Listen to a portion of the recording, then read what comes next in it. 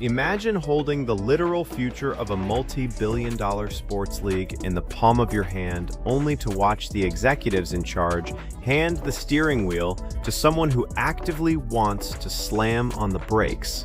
Imagine being the most electrifying, transcendent offensive weapon the sport of basketball has ever seen. You shatter every collegiate scoring record in the history of the game. You single-handedly sell out arenas across the entire country, packing stadiums with people who have never even watched a basketball game before. You carry the crushing, suffocating weight of a league's financial future, television deals, and cultural relevance on your 22-year-old shoulders. You are Caitlin Clark. You did the absolutely impossible. You made the world care. But now, the Indiana Fever franchise is making catastrophic, ego-driven coaching moves that could completely suffocate the greatest basketball phenomenon we have ever witnessed in our lifetimes. Welcome to WNBA Pro. Today we are exposing a massive, franchise-altering situation that is tearing the basketball world apart. We are breaking down the harsh, undeniable, and incredibly uncomfortable truth that Caitlin's former head coach Lisa Bluder just exposed to the entire world. The WNBA is no longer just a league trying to find its footing.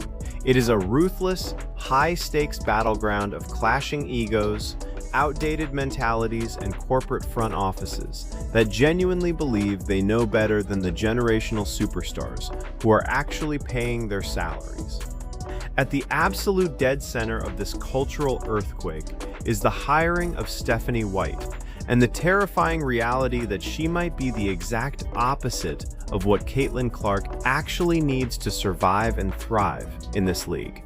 If you thought the Indiana Fever drama last season was intense, if you thought the physical flagrant fouls were the biggest threat to Caitlin Clark, you have seen absolutely nothing yet. The biggest threat to Caitlin Clark is not the opposing team, it is her own coaching staff.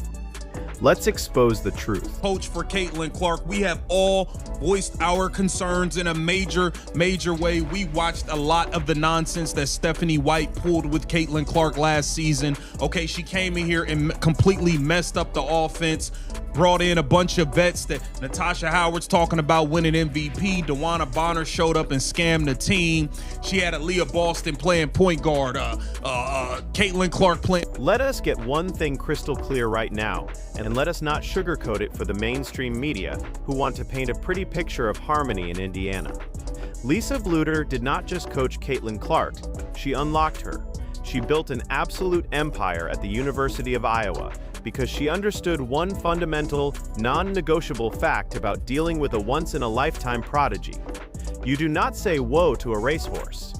You do not buy a multi-million-dollar custom-built Ferrari and then force it to drive exactly at the speed limit in the right lane because you are terrified of getting a ticket. You take it to the track, you put the pedal to the metal, and you let it completely rip. When Caitlin Clark arrived on campus in Iowa City, Lisa Bluder did something that 99% of professional and collegiate basketball coaches are completely terrified to do. She swallowed her own ego. She looked at a teenager who possessed a basketball IQ that was light years ahead of her peers, a player who saw passing lanes that did not even exist yet, and she surrendered complete control of the offense. Bluder did not try to force Caitlin into a rigid, boring, traditional half-court set. She didn't put a restrictor plate on her engine. She built an entire revolutionary offensive philosophy around letting her superstar completely cook. Bluder understood the concept of offensive gravity better than anyone in the modern game. Gravity in basketball terms is the undeniable pull a player has on the opposing defense. Bluder knew that because Caitlin can effortlessly pull up from 35 feet and shoot the absolute lights out, the opposing defense is thrown into an immediate, terrifying state of panic the exact second she crosses the half-court line. If you are a defender, you cannot drop back to the three-point line. You have to guard her at the logo. Because of that, the floor opens up in ways that traditional coaches cannot even comprehend. If you double-team Caitlin out near half-court, she will slice your defense open with a surgical, no-look pass to a cutting teammate like Hannah Stolka or Monica Cigano. If you drop back even a single inch, she will humiliate you with a step-back three from the logo. It was pure, unadulterated offensive perfection, and it changed the sport of women's basketball forever. The mind the talent and the physicality, like you see them on such a personal level on a day-to-day basis. What is the thing with her that is the difference maker, that's the differentiator that can put her into the stratosphere that she's earned? Yeah, she's an unbelievable competitor, and I don't care what you're playing, like. But here is the harsh, unfiltered truth that Lisa Bluder is exposing to the world right now. A truth that Stephanie White desperately needs to hear. That level of absolute magic requires absolute freedom. Bluder never yanked Caitlin out of the game for taking a wild, heavily contested shot in transition. She never pulled her aside in front of the cameras and demanded that she share the primary ball-handling duties with an inferior playmaker just to keep the locker room politics happy. Bluder knew that extreme, world-changing talent comes with extreme audacity. You have to take the deep misses, you have to take the occasional bad read, and you absolutely have to accept the high turnover numbers, because those are the literal taxes you pay for absolute, undeniable transcendence.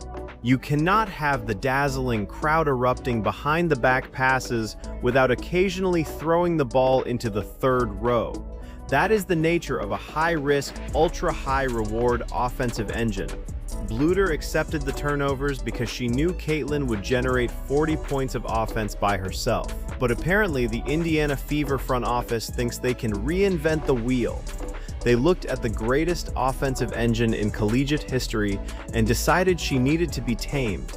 Enter Stephanie White. Now let's not sit here and pretend Stephanie White does not have a high basketball IQ. That would be completely foolish.